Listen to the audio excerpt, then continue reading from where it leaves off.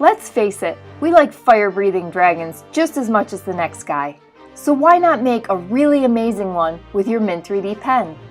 Start by downloading our free project template, which makes this intermediate project feel like you're showing off.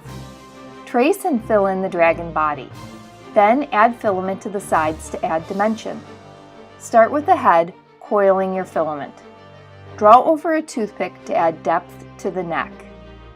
Increase the depth as you work your way down the body by drawing over a pencil and then a thick marker at the widest part of the body.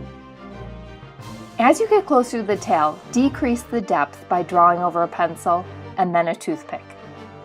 Trace only one flat layer of filament on each side of the tail.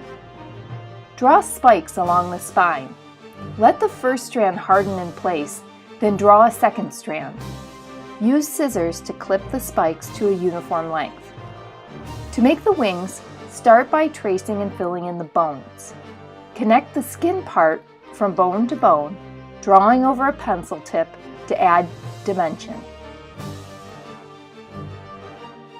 Attach to the dragon body on either side of the spiked spine. For the legs, trace the 2D template. Draw over a thick marker for a meaty thigh. Then draw over a toothpick for the lower legs. Attach to the dragon body. Trace and fill in the feet and claws directly on the paper template. Attach feet to the legs. To improve balance, rest the dragon on its bottom and attach the legs and feet. Draw the arm templates. Draw over a toothpick for bicep depth.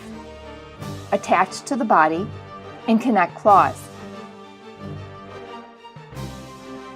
To create the flame, we suggest using translucent PETG filament.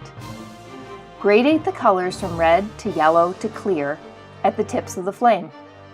Attach to your dragon's mouth with the clear filament. Enjoy your fiery dragon!